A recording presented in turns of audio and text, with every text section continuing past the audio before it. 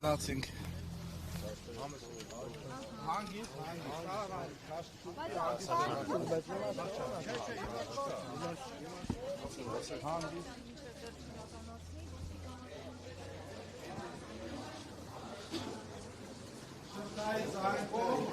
Հարգելի հետևորդներ, ինչպես ձեր կադրերում տեսնում եք, ոստիկանությունը ստիպողաբար Բաղրամյան 26-ի դիմացից հեռացնում է Արմեն Աշոտյանին եւ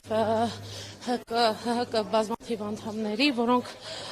լուռ ակցիա են իրականացնում դեպի վրա, բացառելով քաղբան տերկյալների առկայության մասին Հայաստանում։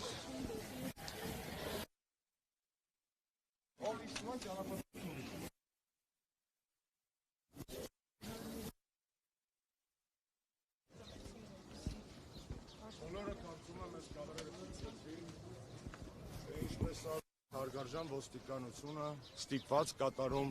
Նիկոլ Փաշինյանի հայտարարակ ապազգային ռեժիմի հրահանգները եւ խոչընդոտում դեմոկրատական իրավունքների իրագործմանը լուռ ակցիային,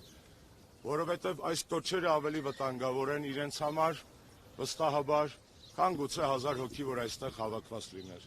որովհետեւ այս լռությունը, որով մենք բարձրացեցինք այս պաստառները, ավելի խոսուն է, քան 1000-ը մի ճառ, որ կարող է ասվել այս կապակցությամբ։ Եվրոպական միության դեսպանությունը, Եվրոպական միության կառույցները,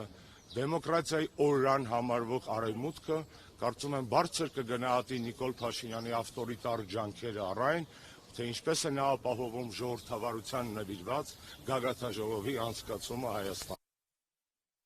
Խոսուն կադր, թե ինչպիսին նա ժողովրդավարությունը Հայաստանում, երբ որ մարդիկ բարձրաձայնում են իրենց հայրենակիցների եւ եվրոպական լռության ու ցինիկության մասին իրենց դժգոհությունը եւ ոստիկանությունը կատարելով քաղաքական հրահանգ, խանգարում է եւ խոչընդոտում է մեր գործողություններին, ռուսի ասած «Что и требовалось доказать», այդ ասը ռուսական հատվածի մեջ գեոպոլիտիկա չփնտրի։ Իդեպ այս ակցիան նաև, ինչպես հասկացա, տարածաշրջանային այլ լրատվամիջոցել է լուսաբանում, սա ինչ ուղերձ կլինի նաև այդ երկրին, օրինակ Վրաստանն է կարծեմ այստեղ ներկա վրացական հեռուստաընկերություն։ Ես շատ հարգում եմ մեր վրաց բարեկամներին, ընկերներին,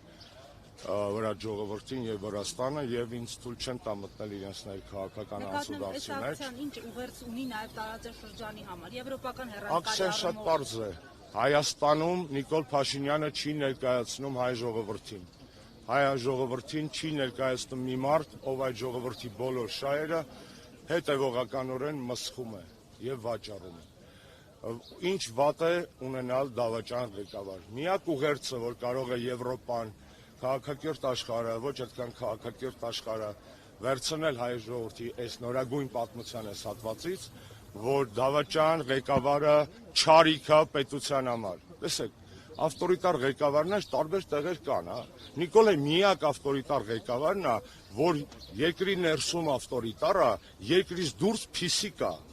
Բոլոր մնացած ավտորիտար ղեկավարները փորձում են ուժեղ տղա խաղալ դրսում նաև, հա։ Բոլորը, Ալիևը, Էրդողանը, Օրբանը միջև է, բոլորը,